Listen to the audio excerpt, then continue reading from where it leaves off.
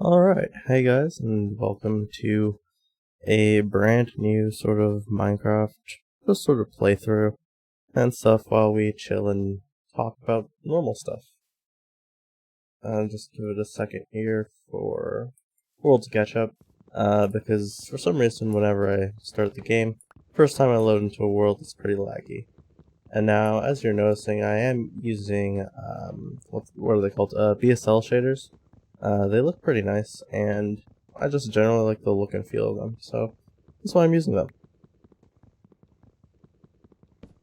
So in this sort of series, I just want to, have sort of a chill experience, just talk and general stuff like that. I'll talk about projects and other things, alongside just life in general. I mean, not the most exciting content, probably, but that's completely fine, to be honest. That's not exactly what I'm going for. I just want something sort of relaxing. Oof. Okay. Oh, geez. Okay. Hey, there's a cave. I need a cave, right? So anyways, this is actually being recorded way ahead of when I actually even returned. This was recorded on basically the second, no. It's, basically the, I guess, after my initial, move-in week, it's gonna be, the second week, I guess, of, just returning to working and doing stuff. So, yeah, whatever the heck that is. Yeah, I have no really good way of explaining that, but basically, what I've done is that I've pretty much gotten almost all of Zig PSP ready. Basically, the last part left for me to do is the graphics, so the GUM and the GU, and I'm pretty much 90% done with the GU, and then a little bit left with the GUM, which is not too bad, because it's not going to be that hard. And the reason I say that is, oops.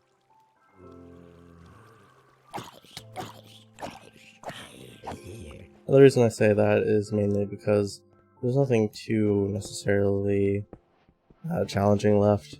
It's really just a bunch of basic functions left. Running a VFU wrapper would be something good for the future, but not necessarily something that I really need right away in order to get things working. Yeah. So basically that means that Zig PSP is 99% of the way there. Towards the initial version 0.4, which is basically going to be my first ever sort of release, I guess. Version 0.1 feels just way too small of a version for it. And it's not like a version 1.0, I suppose, in the sense of it's not like the most complete thing in the world, but I think it's relatively fine, so. Given that, I think it's fair enough to say that it's that version. Of course. Semantic versioning doesn't really give you any sort of guidelines upon what your first release has to be. Some people like to start on version 0.01, or 0.0.1, yeah, that's what it was. Some people like to start on version 0.1. People like to start wherever, Sometimes it's pre-alpha or different ideas like that. So it's really sort of a subjective measurement, and I guess that sort of naming scheme and naming convention really does start to just apply to individuals who are using it and what they interpret it to mean. Generally, we have this idea that software is built in all these different ways: alpha, beta, release, whatever, but oftentimes it's just as simple as pre-release and release. Sometimes it's a little more complicated, and it really just depends on, what do you want to do with your software, right? Version 1 is usually just considered the biggest release, or the initial release. etc. So that's also one thing that should exist. And obviously you want to maintain versioning in such a way that it doesn't become, you know, overreaching or too confusing for end users. Like, you shouldn't have like 20 different versions of the same software. And you're releasing like a new one every month. For some things it makes sense to have, you know, like 20 versions of a software. But usually those are really big applications, usually from corporations. So like Microsoft, Visual Studio 15 or whatever. Yeah, there's been a butt ton of work that's went through Visual Studio in order for that software to be where it is right now. So yeah, it does make sense that Visual Studio is like version 16 or whatever the number is. Same thing with Windows, where there's like 20,000 builds or something. It's like, well, yeah, it's Windows. It's huge, right? So it kind of just makes sense. And the number of times that Windows gets rebuilt in the development cycle, I can just imagine, is a huge number. So from that perspective, I don't blame them either. Because, you know, you have to test it, you have to do all this, you have to meet so many requirements in order to be able to get a full build of Windows. Windows has its own subcomponents, they need to be of certain versions, some things will require other things, dependencies. It just gets very confusing overall, so I can understand it perfectly fine why, you know, Microsoft Windows has so many different versions. I mean, I'd actually be surprised if it didn't have so many different versions. I mean, it is one of the largest code bases, probably. Oh, jeez. that scared me a little bit. I was like, oh no, I'm about to fall to my death. Let's see, is there anything here? There's some gravel, which could be useful. There we go. I got some flint. Nothing up here. Nothing down there.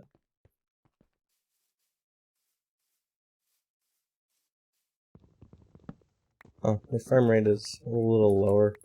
It's probably because I don't have my overclock set up right now. Mainly because last time when I had the overclock set up, ruined an entire recording, so I should probably dial it back and reconfigure and calibrate all that stuff. But for now, it's fine, I guess. With the motion blur and with the way that I know Vegas is gonna go ahead and do things, it's probably not too consequential that it's running at, you know, 48, 49 FPS instead of 60. I mean, okay, that was a little bit that was a little bit much. Did not want to do that. Yeah, that was not the wisest idea. Get some of these. That didn't. Yeah, it should one hit him. Okay. Anyways, so back to the topic of Zig. Basically, with everything that we're doing, we've managed to get, or rather I suppose, have managed to get much more efficient builds than, you know, PSP SDK or other SDKs, just generally through some of the features of Zig, alongside of the fact that I'm writing a very pure low-level wrapper around everything, so it's not necessarily going to include all that. I'm not including external libraries, I'm not really doing anything like that, so it runs pretty clean. I'm not linking to libc, I don't have any issues like that I have to worry about. I just have to worry about Zig itself, which usually isn't much to worry about in the first place. So, as Zig is meant to be a very bare low-level language. So, I mean, not low-level, I suppose, but it's meant to take the place that C would. However, in C, obviously, you have the standard library, which is coming with so many different variants and all that. I'm kind of confused. Where did I put down my base? Ugh.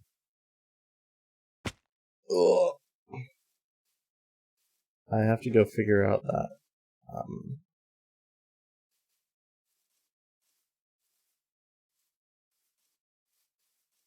I came through a tunnel.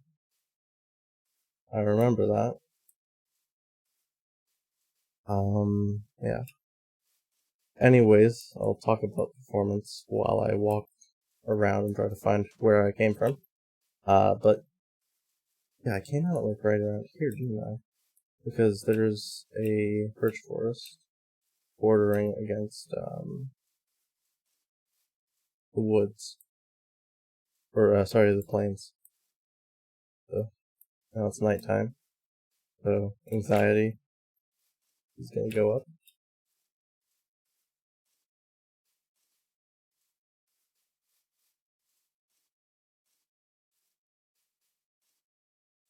Anyways, so Zig is building a lot smaller than any sort of other toolchain or SDK.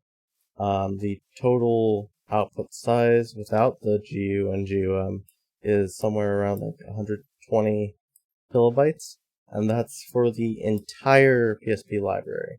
That entirety of all of the PSP libraries. So that's including stuff like audio, user, system memory, all these different, sort of features. I don't think it's this one. I think it's more towards this way, maybe?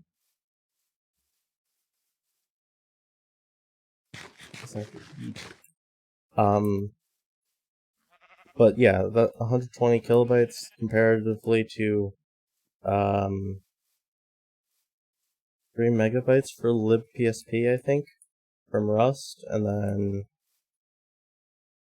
I know that the GCC version is so much, oh god, so much bigger. Although I understand that the regular toolchain is a lot, there's a lot more stuff in it in general, so I'm not sure if that's 100% fair. What's more fair is to compare the size of binary executables, which, if we just look at some of the binary executables, it becomes very obvious that Zig is ahead of the rest. It's 13 kilobytes for the entire Hello World program on Zig PSP, whereas it's like 87 for GCC, and then it's even higher if you go to Rust. It's like 1.3 megabytes, and that's because there is a bug with it. But in all fairness, just because there's a bug doesn't mean I should treat it any differently, because that's what the end user will get anyways.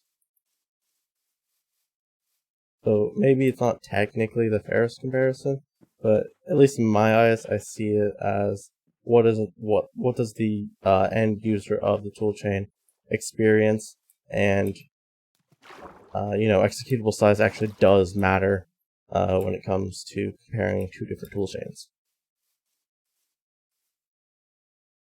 I feel like it is this field. I just don't know where. And I'm trying to avoid getting into conflict. Because that's not fun. Could have not put stuff away. I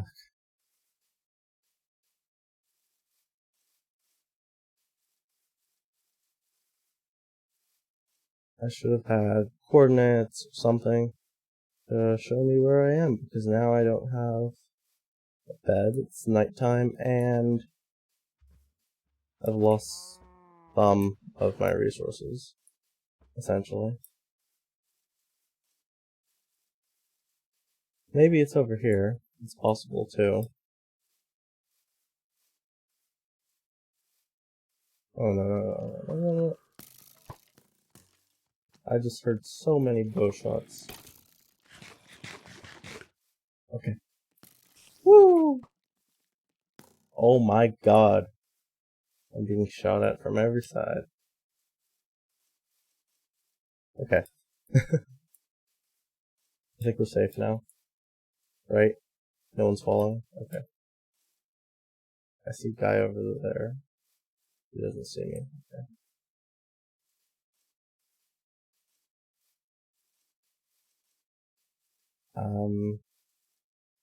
Yeah, so I'm gonna call this as I've lost my stuff. And I'm just gonna go ahead and really quickly get me some tree. Okay, I've been hit. Okay, keep running. Hi, spider. I don't want to deal with you. Okay, okay, okay. Come on, come on, come on.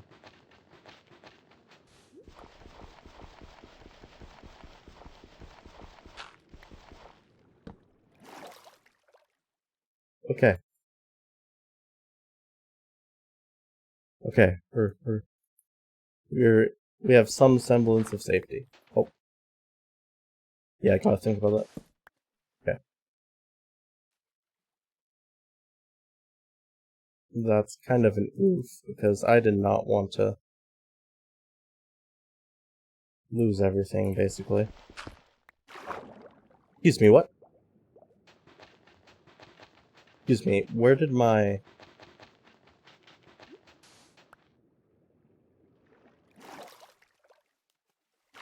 Huh? It just... what? It disappeared.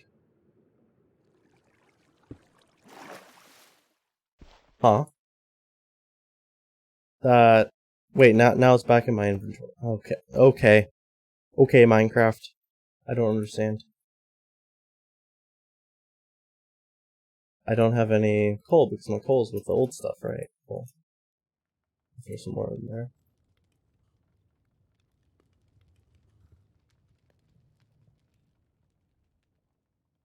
I don't know, it's like 6 or something? I don't know.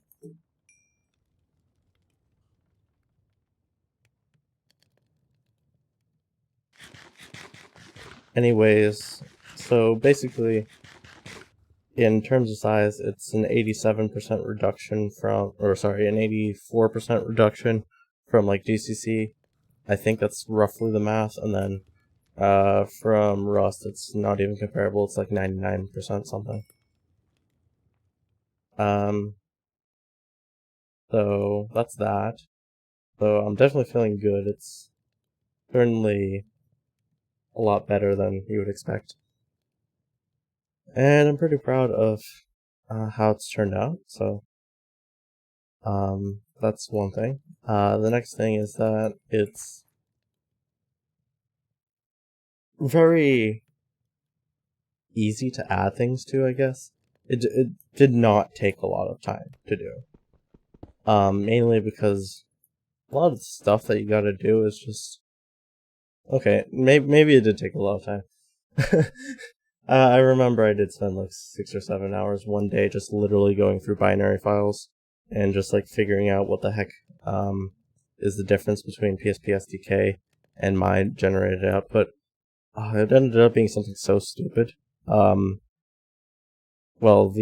one of the issues that I spent like 2 or 3 hours on was like, what's it called? You have to count the number of functions that you're requesting to be imported from the from the PSPOS in order to use them in your application, and basically I was never counting them, so count was always 0. So I was like, why is it always 0? Well, because you never counted them. It's very simple, stuff to actually fix. Just okay.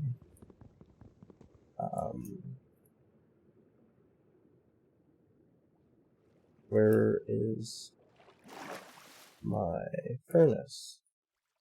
I just mined it. Where's my furnace? Ah, found it. Okay.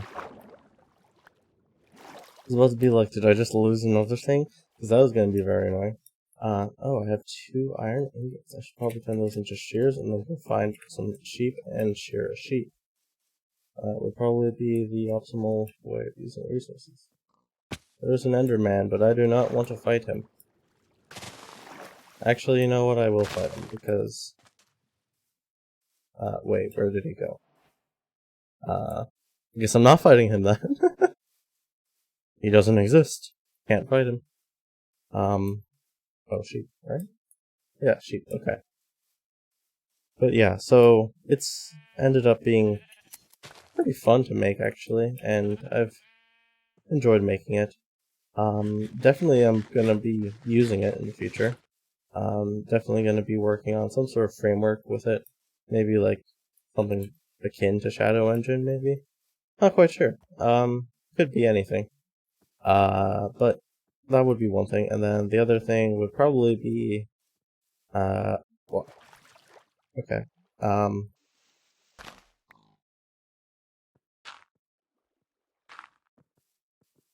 So that would be one thing. The other thing would probably be working on getting more advanced features into it, like stuff like plugins, PRX plugins and PRX modules, PRX libraries, stuff like that.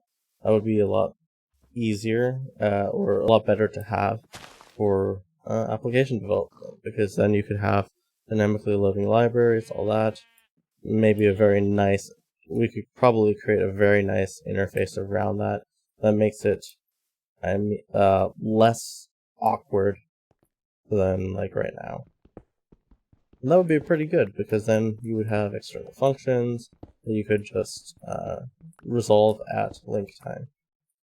Or resolve at execution time, sorry, runtime.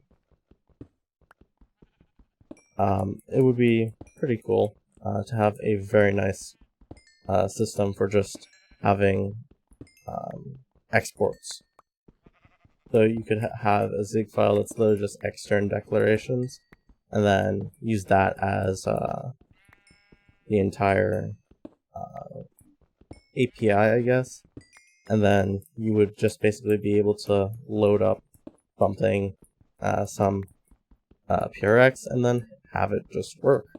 That'd be a pretty cool idea to have. Not sure exactly how that fits in, where that fits in, but it could be used as a module system for Project OS. That's something that would be pretty cool. Project OS I do want to base in Zig because it's efficient. It's very efficient. And I remember reading about different kernels for embedded operating systems and stuff like that, where there was a comparison for some sort of ARM system between the Zig and Rust, and Zig was by far the smallest. The smallest resulting binaries, which was pretty important because, at least in this case, the compiled application had to be written in such a way that oh god, that is a lot of spiders. But it was important because there's only so much space. But I agree with to have the same exact principle, because there's only so much space that you can actually take up inside of the PSP before your executable just gets too big. I think it's 8 megabytes. Not 100% sure on that. Maybe it's 16. But, you know, I don't want to push that limit too hard. Even if it is 16, I still don't want to push the limit, right? You'd want to have it accessible to all.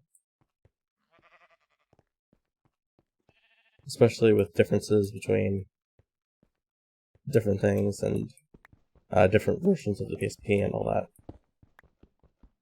I think it would be best if, you know, there was just a very nice lightweight solution for it and stuff like that.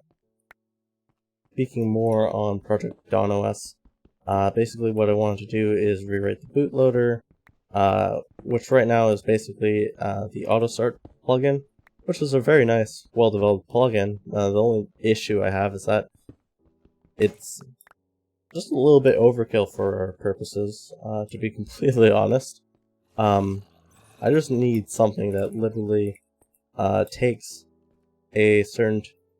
it literally just needs to take an input.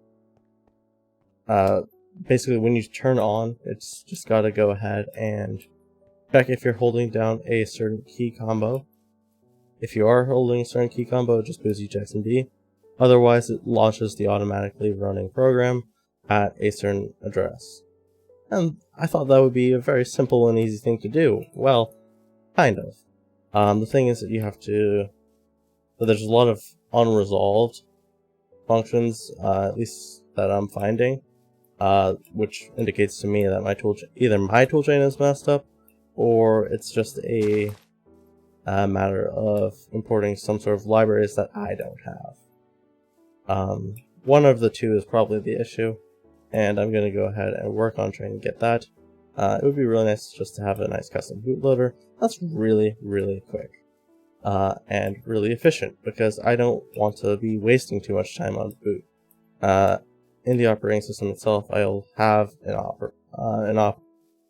option to be able to do things like that.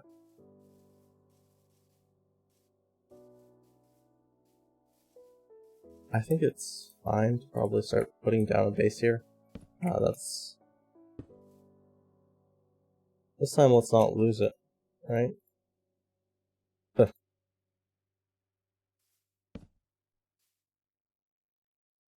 Okay.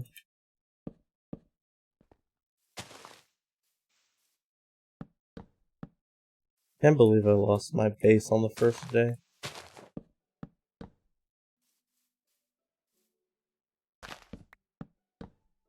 Now, that spawn point. Cool, that helps. Now, let's put a smelter. Yeah, that's fine. In the corner. Yeah. I'll go ahead and cut this down.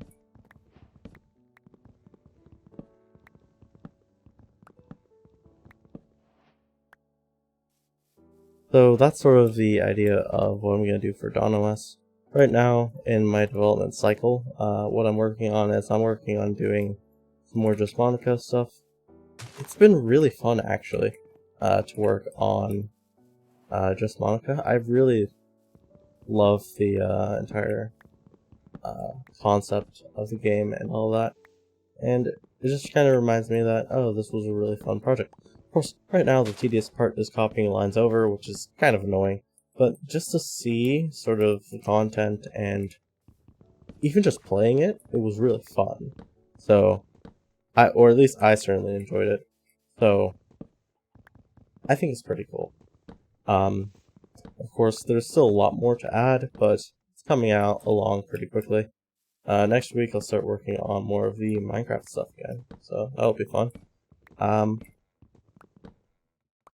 I do want to try to get up to 1.15. It would be pretty cool. Or, practically at that point, why not 1.16, right? But, of course it would mandate a lot of changes, but to be honest, it's needed some refactoring. So, in my eyes, it would actually be a welcome change to try to do something like that. But yeah, that's some of my ideas there. I'm not quite sure exactly what I'm gonna do, but I think it's gonna be pretty fun to see where we go after that. It would be pretty cool if we just had a working 1.16 server and client system. Right now, obviously, we're in 1.13. It's not bad. It's just going to be changed to the trunk system, which I'm not 100% sure on how to do. Probably just going to be a whole heck of a lot more trial and error, which was how we got done the first time. Go ahead and do that first. Yeah. That was sort of the idea there. I'm gonna end the episode here, pretty much at sunset. Or going to sleep, I'm not sure. Either way, go ahead and make a floor. Oh, okay, we need 3 more. We need 3 more. Got it. Oh, I can't do 3 more until I get my iron pick. Good thing I had enough iron for that, right? So now I have an iron pick. I'm gonna have to go find some place to mine down and do that. We'll talk more about some ideas with Minecraft in another episode, I guess. And some of the stuff with Stardust too, probably.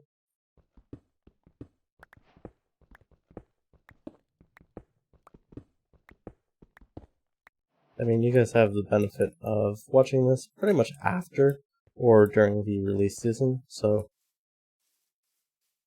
you guys already know what happens or what I do or what ends up going on because of that. So you get a nice little advantage there, so you know what's going on and I don't know what's going on.